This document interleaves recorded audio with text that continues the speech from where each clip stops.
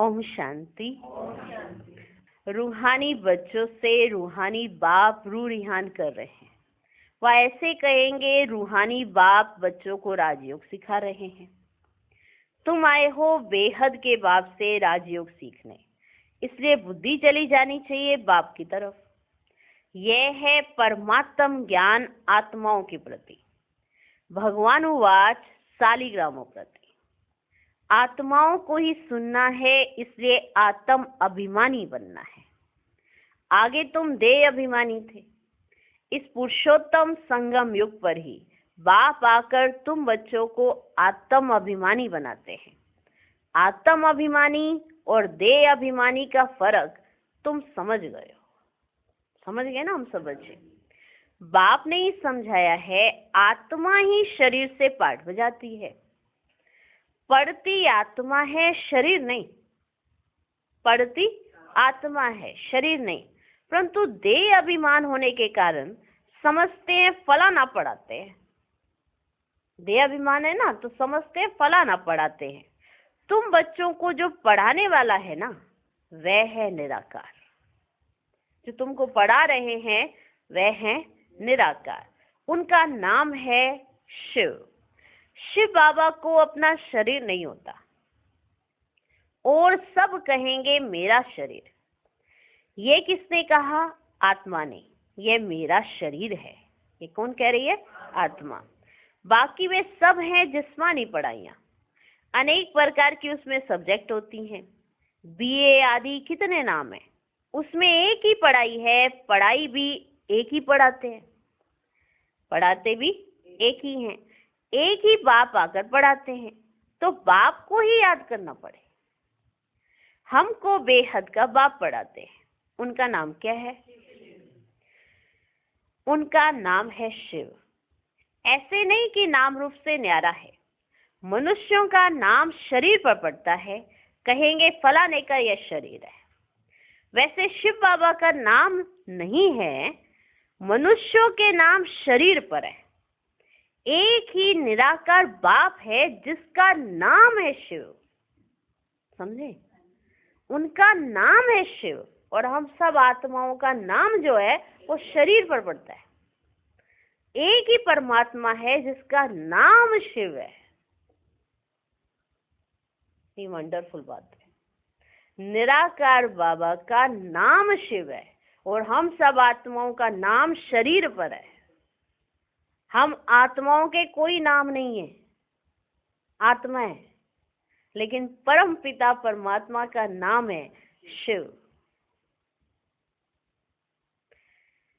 मनुष्यों के नाम शरीर पर है।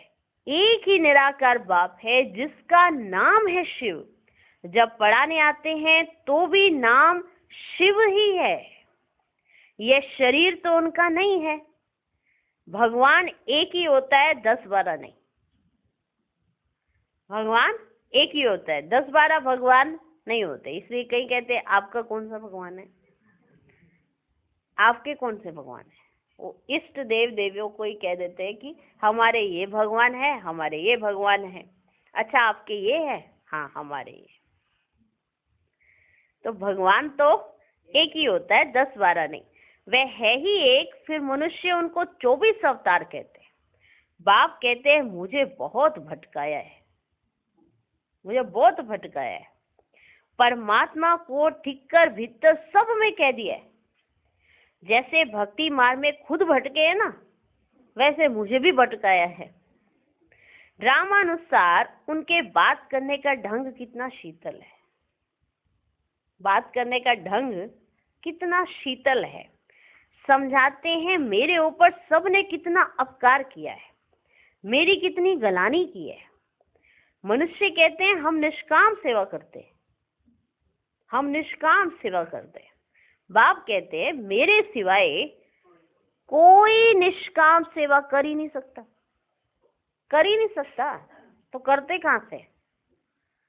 मनुष्य कहते हैं हम तो देखो जी निष्काम सेवाधारी हैं, हमें तो किसी कोई कामना ही नहीं है, मनुष्य कह देते हैं। तो बाबा ने समझाया कि मेरे सिवाय तो कोई भी निष्काम सेवा कर ही नहीं सकता। जो करता है उनको फल जरूर मिलता है। जो भी करेगा सेवा उसको फल जरूर मिलता ही मिलता है। अभी तुमको फल मिल रहा है, फल मिल रहा है ना। गायन है कि भक्ति का फल भगवान देंगे, क्योंकि भगवान है ज्ञान का सागर। भक्ति में आधा कल्प तुम कर्म कांड करते आयो, कर्म कांड करते आयो। कभी कोई कैसे भक्ति करता है, कोई कैसे भक्ति करता है, अलग अलग तरीके से। फिर उनकी रस्म रिवाज बन जाते हैं, कोई ऐसे नहीं करेंगे तो ऐसे नहीं करेंगे तो ये शुद्धि हो जाएगी, माना अलग अलग तरीके से भक्ति में कर्म कांड किए जाते हैं। अब ये ज्ञान है पढ़ाई, पढ़ाई मिलती है एक बार और एक ही बाप से। बाप पुरुषोत्तम संगम युग पर एक ही बार आकर तुमको पुरुषोत्तम बना कर जाते हैं। यह है ज्ञान और वह है भक्ति। आधा कल्प तुम भक्ति करते थे, अब जो भक्ति नहीं करते हैं उनको वहम पड़ता है कि पता नहीं भक्ति नहीं की तब फलाना मर गया, बीमार हो गया, परंतु ऐसे है नहीं। कई होता है ना कि ज्ञान पूरा समझा नहीं है और भक्ति छोड़ दी, और उनके घर में कुछ हो गया तो कहते हाँ हमने ना भक्ति छोड़ दी थी तो ये फलाना मर गया, या हमारे घर में ऐसा कुछ हो गया, या कुछ भी ऐसा हो जाता है ना, तो उनके अंदर एक वहम आ जाता है। तो उनको वहम पड़ता है कि पता नहीं भक्ति नहीं की तब फलाना मर गया, बीमार हो गया, परंतु ऐसे है नहीं। बाप कहते बच्चे तुम पुकारते आयो कि आप आकर पतितों को पावन बनाए, सबकी सदगति करो, इसलिए बुलाया। तब मैं आया हूं। भक्ति अलग है, ज्ञान अलग है। भक्ति से आधा कल्प होती है रात, ज्ञान से आधा कल्प के लिए होता है दिन। राम राज्य और रावण राज्य दोनों बेहद है, दोनों का टाइम बराबर है। इस समय भोगी होने के कारण दुनिया की वृद्धि जास्ती होती है, आयु भी कम होती है। वृद्धि जास्ती होती है और आयु कम होती है। वृद्धि जास्ती ना हो उसके लिए फिर प्रबंध रचते हैं। तुम बच्चे जानते हो इतनी बड़ी दुनिया को कम करना, जो दुनिया वृद्धि को पाए जा रही है, इतनी बड़ी दुनिया को कम करना तो बाप का ही काम है। बाप आते ही है कम करने, तो वृद्धि हो जा रही है, वृद्धि हो जा रही है, तो बाबा आए हैं कम करने। पुकारते भी हैं बाबा आकर अधर्म विनाश करो, अर्थात सृष्टि को कम करो। दुनिया तो जानती नहीं कि बाप कितना कम कर देते हैं, माना दुनिया को पता नहीं है कि सृष्टि को बाबा कितना कम कर देते हैं। थोड़े मनुष्य रह जाते हैं, बाकी सब आत्माएं अपने घर चली जाती हैं, फिर नंबरवार पाठ बजाने आती हैं। नाटक में जितना पाठ देरी से होता है वह घर से भी देरी से आते हैं। देरी से ही तो आते हैं ना। अब मान लो जिसका लास्ट का पार्ट है नाटक के अंदर, ठीक है ना, तो अपने घर से भी तो वो लेट ही आएगा, शुरू में आके थोड़ा बैठ जाएगा, चलो बाकी एक्टर काम कर रहे हैं मैं देख लूँ साइड में। नहीं ना। मान लो उसका रात को पार्ट है, रात के समय ही आएगा ना, सारे दिन में और कोई धंधा दौरी कर लेगा या बैठा रहेगा आराम करेगा। अब रात का पार्ट है तो सारे दिन में सो जाएगा और रात को अपना पार्ट बजा के चला जाएगा। ठीक, तो बाबा ने देखो कितना अच्छे से समझाते हैं कि नाटक में जितना पार्ट देरी से होता है वह घर से भी देरी से आते हैं, अपना धंधा आदि पूरा कर बाद में आते हैं। अब जैसे रामलीला वगैरह होती है वो रात को होती है ना, तो सारा दिन अपना धंधा दौरी करते हैं कि नहीं, सारा दिन रात को रामलीला है तो अपना धंधा दौरी करके रात को आते हैं पार्ट बजाने। अब किन्हीं का पार्ट लास्ट में आना है तो लास्ट में आ जाएंगे, तो पार्ट पूरा करके अपना धंधा दौरी का फिर बाद में आते हैं।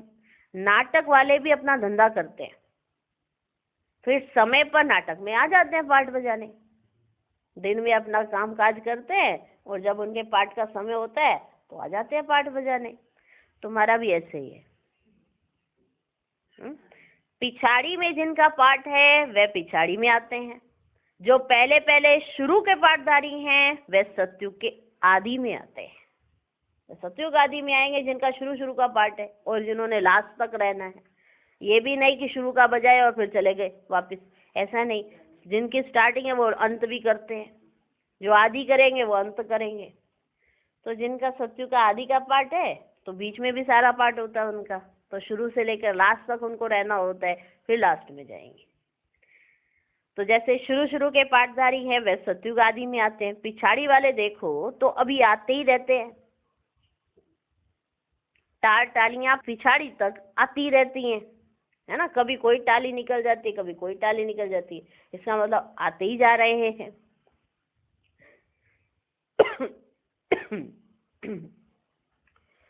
इस समय तुम बच्चों को ज्ञान की बातें समझाई जाती है और सवेरे याद में बैठते हो, वह है तुम्हारी ड्रिल। माना अभी तुम्हें ज्ञान की बातें समझाई जा रही हैं और सवेरे सवेरे तुम याद में बैठते हो, वो ड्रिल का समय है। आत्मा को अपने बाप को याद करना है। देखो बच्चे, योग अक्षर छोड़ दो, ये योग योग करके तो मूंझ जाते हो। तो बाबा कहते हैं योग अक्षर छोड़ दो, इसमें मूंझते हैं, कहते हैं हमारा योग ही नहीं लगता। हा? हमारा योग ही नहीं लगता है। बाप कहते अरे बाप को तुम याद ही नहीं कर सकते हो, नहीं कर सकते हो याद, क्या कठिनाई है। दुनिया में दुख ही दुख है, बाप से सुख मिल रहा है, जिससे सुख मिलता है उसकी याद तो ऑटोमेटिक आती है। इसमें याद करने के लिए क्या प्रैक्टिस कराई जाए बताओ। कि बाबा से सुख मिल रहा है, बाबा से प्राप्ति हो रही है, दुनिया दुख दे रही है, अब याद करो। हाँ, अब जिससे दुख मिलता है उसकी याद नहीं आती है, जिससे सुख मिलता है उसकी याद आती है। तो अभी आपको समझ मिल गई ना ज्ञान से कि सुख कौन दे रहा है, तो उसकी याद आएगी। तो ये तो बहुत सहज है। पर ये योग कहते क्या करे, हमारा योग ही नहीं लग रहा है। कईयों को सालों साल हो जाते हैं, वो यही सोचते रह जाते हैं दीदी जी ने तो योग ही नहीं करना सिखाया। अगर दीदी सिखाती योग तो आज मेरा योग ऊपर चला जाता। योग ही नहीं सिखाया गया, उनकी ये कंप्लेंट रहती है। दीदी ने कहा बाबा को याद करो। कैसे याद करो? जिससे सुख मिल रहा है उसकी याद ऑटोमेटिक आती है। आपको जितनी भी प्राप्तियां अपने जीवन काल में हो रही हैं ब्राह्मण बनने के बाद, वो किसने दिया? बाबा ने। और उससे पहले वाला जीवन देख लो, दुख भरा जीवन। कोई कहीं भी लेके चला जाता था, यहाँ चलो, चल देते थे। हाँ, टिप्पण पहने और चल दिए, फिर टिप्पण घिसा के फिर आ गए। तो क्या हुआ? कितनी जगह लेके गए, कोई यहाँ चलो वहां चल दिए ताकि सुख शांति आ जाए हमारे घर में, वो फिर भी नहीं आई।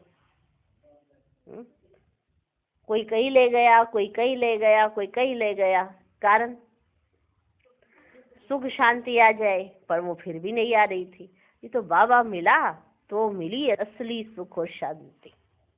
तो जिससे मिली उसको याद करना मुश्किल है क्या?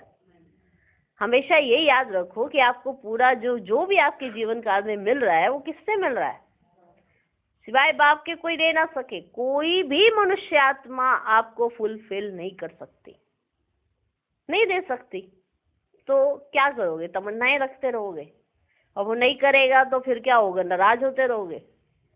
नाराज होते रहोगे तो संबंध तोड़ते रहोगे, और क्या होएगा? तो और परेशानियां पैदा होती जाएंगी, फिर कुछ और करते रहेंगे। लेकिन जो दे रहा है उसकी याद नहीं आ सकती। जो इतनी प्राप्तियां करा रहा है उसको याद करना, और वो भी फिर भी कोई लालच रख के मेरा ये काम करा दो, देखो 3 घंटे का योग करेंगे हम, आप ये काम कराओ, 8 घंटे की भट्टी आपकी। जैसे बाबा को कुछ करना हो भट्टी करके। ये अपने लिए कर रहे हैं हम सब। जो भी याद करते हैं वो अपने लिए करते हैं। याद से जो भी कमा रहे हो वो आपके खाते में ही जाना है, बाप के खाते में नहीं कि इन्होंने कमाया तो आधा बाबा का आधा आपका। बाबा तो एवर प्योर है, हमें प्योर करने आए बाबा। ये बात ही खिसक जाती है। इसलिए बाबा कहते मूंझते क्यों? तुम बाप को याद नहीं कर सकते हो? क्या ये अच्छी बात है तुम याद नहीं कर सकते हो? याद बचपन से लेकर अभी तक की जितनी भी जिसकी उम्र हो, याद तो उसके संस्कारों में है कि वो जिसके साथ भी मानो दोस्ती करते हैं तो उसकी ऑटोमेटिकली याद आती है। 2-4 बार फोन पे बात हो जाती है, याद आने लगी, उसी से शेयरिंग होने लग जाती है। कोई भी बात होगी झट उसको मैसेज कर देंगे, ये हुआ मेरे साथ। अब ये क्या है? ये याद है। अब बाबा ने कहा तुम्हारे मेरे साथ सब संबंध है, पूरे दिन में जिस संबंध की तुमको जहां जरूरत पड़ती है तुम मुझको बोलो, मैं कार्य भी करा दूंगा और तुम्हारी मेरे साथ याद भी बनी रहेगी। ये याद है। अब दोस्ती में तो ऐसा ही होता है कि नहीं? दोस्त दोस्त कैसे बनते हैं?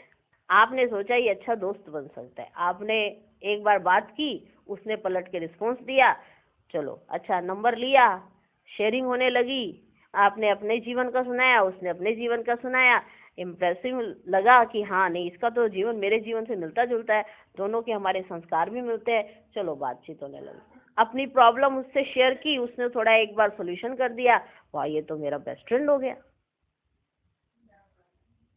अब जहां जहां जब जब प्रॉब्लम होएगी उस दोस्त की याद आ जाएगी। ये क्या है? योग। हाँ? योग माना जोड़, जोड़ माना याद। अब जहां पर जोड़ हो जाते हैं वहां याद आती है। अब जोड़ है परमात्मा के साथ नहीं। अब आप हर बात बाबा से ही शेयर कर रहे हो और फिर बाबा को ही कह रहे हो, याद नहीं आ रही है। हाँ, तो एक बार सोच के देखना, याद सहज है अगर उसे सहज समझोगे, हर बात बाबा से शेयर करोगे तो याद याद है, अगर नहीं करते इधर उधर करते हो तो उससे याद है। बस जिससे आप शेयर करते हो उससे आपकी याद है। अब हर संबंध से बाबा के साथ जुड़ोगे तो बाबा से याद है। कोई बात होगी झट बाबा के कमरे में जाएंगे, बाबा को बताएंगे, और रिस्पॉन्स भी मिलता है कि नहीं मिलता है? मिलता है। ये बाबा की मुरली, ये क्या इतना बड़ा आपके प्रश्नों के उत्तर आ रहे हैं, ये क्या है? ये रिस्पॉन्ड है, ये बाबा ने रिस्पॉन्ड किया है। और आकर भी डायरेक्ट सामने बैठ के भगवान बात करता है तो ये रिस्पॉन्ड है। और दुनिया वाले तो आपकी बात सुनकर भी अगर हफ्ते 10 दिन बाद आपको कोई सोल्यूशन देंगे, कहेंगे सोच के बताएंगे, फिर आप उन्हें 4 दिन बाद फिर रिमाइंड कराएंगे कि ये मेरी प्रॉब्लम है, उनके बस की होगी नहीं तो आगे ट्रांसफर कर देंगे। लेकिन बाप उसी सेकंड आपकी प्रॉब्लम का सोल्यूशन करना शुरू कर देता है, आपको पता भी नहीं पड़ता। पूरे ड्रामा में सारों को घुमा देता है और आप देखते हो अच्छा प्रॉब्लम तो सोल्व हो गई। कैसे हुई? प्रकृति, वातावरण सब कुछ परिवर्तित किया। किसने? बाबा ने, आपके लिए। जब हमारे काम हो जाते हैं तो हम उसको भूल जाते हैं, जब नहीं होते हैं तो याद रखते हैं कि बाबा ये काम नहीं हो रहे, आप कराओ। जब आप हर बात पर बाबा को याद करके बाबा का थैंक्स नहीं करोगे तो याद संबंध गहरे कैसे होंगे? दोस्ती में भी एक दूसरे को याद कराया जाता है, हाँ देखो तुमने मेरी हेल्प की, वो घड़ी घड़ी उसको याद किया जाता है। और अपने रिश्ते नातों सब जगह उसी का प्रचार करते रहेंगे। करेंगे कि नहीं कि देखा मेरे फ्रेंड ने मेरी हेल्प की थी। कोई कहेगा नहीं उसने, अरे नहीं, फिर सारा इतिहास सुना देंगे, नहीं नहीं उसने यहाँ पे मेरी हेल्प की थी, नहीं नहीं उसने मुझे यहाँ पे हेल्प की थी। तो सबको पता पड़ जाएगा, भले उस दोस्त को देखा हो या नहीं देखा हो, उसने सब जगह फैला दिया मेरा एक दोस्त है। आपने फैलाया कि आपका एक खुदा दोस्त है, आपका खुदा दोस्त है। जब आप चारों तरफ बताओगे तो आपकी याद बढ़ेगी कि आपके किस तरह से काम कर रहे हैं। नहीं नहीं बताना नहीं चाहिए, अनुभव कम हो जाते हैं। कईयों की भक्ति मार्ग में ये होता है ना, अपने अनुभव सुनाएंगे वो अनुभव होएगा नहीं दोबारा। ये भक्ति की बात है, ये ज्ञान की बात है। जितने आपके अनुभव है बढ़ाने हैं तो बांटना सीखो, जितना बांटते जाएंगे बढ़ते जाएंगे। तो बाबा को अच्छा नहीं लगता, बच्चे कहते हैं कि याद ही नहीं आती। क्या ये अच्छी बात है? याद नहीं करेंगे तो पावन कैसे बनेंगे? बाप है ही पतित पावन। बाप आकर ड्रामा के आदि मध्य अंत का राज समझाते हैं। ये वैरायटी धर्म, वैरायटी मनुष्यों का वृक्ष है। सारे सृष्टि के जो भी मनुष्य मात्र हैं सब पाठधारी हैं। कितने ढेर मनुष्य हैं, हिसाब निकालते हैं 1 वर्ष में इतने करोड़ पैदा हो जाएंगे। निकाला जाता है ना कि जिस हिसाब से जनसंख्या बढ़ती जा रही है तो 1 वर्ष के अंदर इतने करोड़ तो पैदा हो जाएंगे। फिर इतनी जगह ही कहाँ है? जिस हिसाब से, जिस स्पीड से मनुष्य आत्माओं की वृद्धि हो रही है, इतना स्थान है, स्थान तो उतना ही है। स्थान तो वृद्धि को नहीं पा रहा, आत्माएं वृद्धि को पा रही है। तो बाबा ने कहा फिर इतनी जगह ही कहाँ है। तब बाप कहते मैं आता हूँ लिमिटेड नंबर करने, कम आदमशुमारी, माना नंबर जो है वो लिमिटेड करने मैं आ जाता हूँ। जब सभी आत्माएं ऊपर से आ जाती हैं, हमारा घर खाली हो जाता है, बाकी भी जो बचत है वह भी आ जाती है। माना बचत जो बिल्कुल लास्ट में आते हैं ना, तो बचत भी जब आ जाती है, बचत होती है ना, जैसे छुट्टे पैसे होते हैं ना, कहते हैं कि सारे वो मेन तो पैसे खत्म हो गए, ये छुट्टे बचे हैं, हाँ, जो चेंज होते हैं जो। तो बाबा ने कहा जब बचत है वो भी आ जाती है ऊपर से, जो लास्ट के बच जाते हैं वो बचत है, वह बचत भी आ जाती है। झाड़ कभी सूखता नहीं, चलता आता है। पिछाड़ी में जब वहां कोई रहता नहीं, फिर सभी जाएंगे। ठीक है, बाबा की एंट्री कब होती है? जब वहां कोई नहीं है। ये नहीं एक आत्मा बैठी है और बाबा भी गए, हाँ, जब घर के अंदर कोई नहीं है तब बाबा जाएंगे अपने बच्चों के साथ, फिर बैठ जाएंगे। क्योंकि बाबा गए और फिर कोई बच्चा बैठा हो और फिर नीचे आएगा, ऐसा नहीं होता। बाबा गए और बच्चे गए, फिर वापस प्रोसेस स्टार्ट हो जाता है। बाबा ने कहा पिछाड़ी में जब वहां कोई रहता नहीं, फिर सभी जाएंगे। नई दुनिया में कितने थोड़े थे, अब कितने ढेर हैं। यहाँ से मार्केट निकलो, कितने इतने सारे हैं, माना बुद्धि को एकदम से लगता है इतने सारे हैं। तो मनुष्य आत्मा समझती है ना कि हम तो बस जितने हम दिख रहे हैं इतने ही हैं, लेकिन जैसे ही बाहर जाते हैं दुनिया में देखते हैं, जैसे खुद ट्रेन पर सफर करने जाते हैं, कहते सारी आज ही कर रहे हैं क्या। माना बस में भी भीड़ है, ट्रेन में भी भीड़ है, तो समझते हैं सारे आज ही सफर कर रहे हैं। तो सारे आज ही नहीं, वो तो रोज ही करते हैं, मानो रोज ही इतनी भीड़ है, आप आज करने जा रहे हो तो लगता है इतनी भीड़ है। फिर पता लगता है कि ये तो बहुत ही बढ़ता जा रहा है। बाबा ने कहा नई दुनिया में कितने थोड़े थे, अब कितने ढेर है। शरीर तो सबका बदलता जाता है ना, वह भी जन्म वही लेंगे जो कल्प कल्प लेते हैं। यह ड्रामा, वर्ल्ड ड्रामा कैसे चलता है सिवाय बाप के कोई समझा ना सके। बच्चों में भी नंबरवार पुरुषार्थ अनुसार समझते हैं। बेहद का नाटक कितना बड़ा है, कितनी समझने की बातें हैं, है ना। अभी सुनते जाते हैं और फिर समझते जाते हैं कि इतनी सारी बातें हैं जो अभी समझने की हैं। बेहद का बाप तो ज्ञान का सागर है, बाकी तो सब लिमिटेड हैं। वेद शास्त्र आदि कुछ बनाते हैं, जास्ती तो कुछ बनेगा नहीं। जो बनाते हैं वही बनेगा, बाकी तो जास्ती कुछ बनेगा नहीं। तुम लिखते जाओ शुरू से लेकर, तो कितनी लंबी चौड़ी गीता बन जाए। अगर तुम जिस तरह से लिखते जाओ शुरू से लेकर अब तक भी, तो कितनी लंबी चौड़ी गीता बन जाए।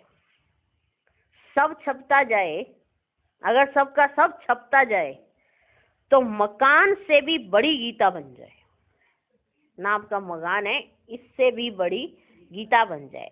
इसलिए बढ़ाई दी है, सागर को सिहाई बना लो, हाँ, जंगल को कलम बना दो और धरती को कागज बना लो, तब भी लिखा नहीं जा सकता। फिर यह भी कह देते, फिर इतना भी कहा जाता है कि चिड़ियाओं ने सागर को हप किया, कि चिड़ियाओं ने, ये सब कहावतें, ये सब बातें ये संगम की हैं। ये भी कहा जाता है कि चिड़ियाओं ने, चिड़िया कितनी सी होती है, छोटी सी, और उसने पूरा सागर हप कर लिया। तुम चिड़ियाएं हो, सारे ज्ञान सागर को हप कर रही हो, पूरे ज्ञान सागर को हप कर रही हो। तुम अभी ब्राह्मण बने हो, तुमको अब ज्ञान मिला है, ज्ञान से तुम सब कुछ जान गए। कल्प कल्प तुम यहाँ पढ़ाई पढ़ते हो, उसमें कुछ कम जास्ती नहीं होना है। जितना जो पुरुषार्थ करते हैं उनकी उतनी प्रारब्ध बनती है। हर एक समझ सकते हैं हम कितना पुरुषार्थ कर कितना पद पाने के लायक बन रहे हैं। स्कूल में भी नंबरवार इम्तिहान पास करते हैं, सूर्यवंशी चंद्रवंशी दोनों बनते हैं। जो नापास होते हैं वे चंद्रवंशी बनते हैं। कोई जानते ही नहीं कि राम को बाण क्यों दिया है, मारा मारी की हिस्ट्री बना दी है। ये नहीं पता कि राम को बाण क्यों दिया है, उन्होंने मारा मारी की हिस्ट्री बना दी है। इस समय है ही मारा मारी। तुम जानते हो जो जैसा कर्म करते हैं उनको ऐसा ही फल मिलता है। जैसे कोई हॉस्पिटल बनाते हैं तो दूसरे जन्म में उनकी आयु बढ़ी और तंदुरुस्त होंगे। कोई धर्मशाला स्कूल बनाते हैं तो उनको आधा कल्प का सुख मिलता है। यहाँ बच्चे जब आते हैं ना तो बाबा पूछते हैं तुमको कितने बच्चे हैं। जैसे माताएं आती हैं, बच्चे आते हैं तो बाबा पूछते हैं तुमको कितने बच्चे हैं। माताओं से बाबा पूछते हैं स्पेशली कि तुमको कितने बच्चे हैं। तो कहते हैं 3 लौकिक और 1 शिव बाबा। 3 लौकिक और 1 शिव बाबा, क्योंकि वह वर्षा देता भी है तो लेता भी है। हिसाब है, उनको लेने का कुछ है नहीं, वह तो दाता है। चावल मुट्ठी देकर तुम महल ले लेते हो, इसलिए भोलानाथ है। पतित पावन ज्ञान सागर है। अब बाप कहते हैं ये भक्ति के जो शास्त्र हैं उनका सार समझाता हूँ। भक्ति का फल होता ही है आधा कल्प का। सन्यासी कहते हैं ये सुख तो काग विष्टा के समान है, इसे घर बार छोड़कर ना जंगल में चले जाते हैं। कहते हैं हमको स्वर्ग के सुख नहीं चाहिए जो फिर नरक में आना पड़े, उनको मोक्ष चाहिए सन्यासियों को। वो कहते हैं हम स्वर्ग नहीं देखना चाहते। हाँ, स्वर्ग नहीं देखना चाहते, क्योंकि अगर स्वर्ग देखा तो नरक देखना पड़ेगा। माना ये बात है, उनको लगता है कि अगर हमने स्वर्ग में गए तो हमको वापस फिर नरक भी देखना है, इसलिए हमको सिर्फ मोक्ष चाहिए। परंतु ये याद रखो कि यह बेहद का नाटक है। इस नाटक से एक भी आत्मा छूट नहीं सकती। बना बनाया है, तब गाते हैं बनी बनाई बन रही। परंतु भक्ति मार्ग में चिंता करनी पड़ती है। जो कुछ पास किया है वह फिर होगा। 84 का चक्र तुम लगाते हो, यह कभी बंद नहीं होता है, बना बनाया है। इसमें तुम अपने पुरुषार्थ को उड़ा कैसे सकते हो। तुम्हारे कहने से तुम निकल नहीं सकते हो। हाँ, तुमने कहा मुझे निकाल लो इस पाठ से, इस पुरुषार्थ से हमको निकाल लो बाबा, बहुत हो गया बहुत हो गया। हाँ, तो बाबा ने कहा ये तुम्हारे कहने से तुम इसमें से निकल नहीं सकते हो। मोक्ष को पाना, ज्योति ज्योत समाना, ब्रह्म में लीन होना, ये एक ही है। अनेक मतें हैं, अनेक धर्म है। कई बच्चे होते हैं ना बहुत परेशान हो जाते हैं तो कहते बाबा उठा लो। भले सारी दुनिया को बाद में उठाना, पहले मुझको उठा लो। तो फिर कई ऐसे कहते सारी दुनिया ही उठा लो। तो अनेक मतें हैं, अनेक धर्म हैं। फिर कह देते हैं तुम्हारी गतमत तुम ही जानो, तुम्हारी श्रीमत से सदगति मिलती है, सो तुम ही जानते हो। तुम जब आओ तब हम भी जाने, हम भी पावन बने और बनाए। पढ़ाई पढ़े और हमारी सदगति हो। जब सदगति हो जाती है ना तो फिर कोई बुलाते ही नहीं है। अभी सदगति नहीं है तो इसलिए बाप को बुलाते हैं। जब तुम्हारी सदगति हो जाती है तो कोई बुलाते ही नहीं है। इस समय सबके ऊपर दुखों के पहाड़ गिरने हैं, पहाड़ भी दुखों के गिरने हैं। बाबा पहले ही बता रहे हैं कि ऐसा होना है, पर तुम दुखी मत होना, तो तुम्हारे साथ कौन है ये तुम याद रखना। इस समय सबके ऊपर दुखों के पहाड़ गिरने, खूने नाहेक खेल दिखाते हैं और गोवर्धन पहाड़ भी दिखाते हैं ना। खूने नाहेक खेल भी हो रहा है और गोवर्धन का पहाड़ भी, पर्वत भी दिखाते। उंगली से पहाड़ उठाया, तुम इसका अर्थ जानते हो। एक उंगली से ऐसे पहाड़ नहीं उठाया जाता, लेकिन इसका अर्थ जो यथार्थ अर्थ है वो तुम बच्चे जानते हो।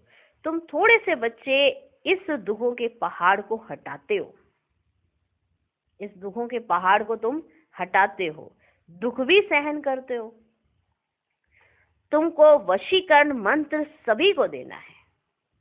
कहते हैं तुलसीदास चंदन घिसे, तिलक राजाई का तुमको मिलता है अपनी अपनी मेहनत से। जो जितनी मेहनत करेगा उतना पद पाएगा। कोई किसी के लिए मेहनत नहीं कर सकता, इसलिए कहा तुलसीदास चंदन घिसे, माना जो घिसेगा अपनी घोटेगा तो उसे नशा चढ़ेगा। ये नहीं कि आप घोट के दूसरे को पिला दोगे, लो मैंने घोट ली, ज्यादा होगी थी, आधी तुम पे लो आधी मैं। हाँ, जैसे बनाते हैं ना। हाँ, कुछ भी ऐसा पीने का भी बनाया जाता है आजकल। हाँ, गर्मी का सीजन स्टार्ट हो गया है तो पीने का बनाएंगे, तो क्या करेंगे, आप भी पी लो, हम भी ज़्यादा बना दिया था, आप आ गए हो, बहुत अच्छा किया, आप आ गए हो तो आप भी पी लो, मैं भी पी लूँ। ये ऐसा नहीं है। अपनी अपनी सबकी मेहनत है, जो जितना घोटेगा, जितना घिसेगा, उतना ही अपने आप को तिलक देगा। इसी का तुलसीदास चंदन घिसे, तिलक राजाई का तुमको मिलता है अपनी अपनी मेहनत से। तुम राजाई के लिए पढ़ रहे हो, राजयोग जिससे राजाई मिलती है वह पढ़ाने वाला एक ही बाप है। अब तुम घर में बैठे हो, ये दरबार नहीं है। बीच बीच में बाबा एकदम से हाँ, अलग तरीके से बच्चों को खुश करने के लिए, कहाँ बैठे हो, घर में बैठे हो, ये कोई दरबार नहीं है। हाँ, दरबार उसको दरबार किसको कहा जाता है, जहाँ राजाएं महाराजाएं मिलते हैं, उसको कहते हैं दरबार।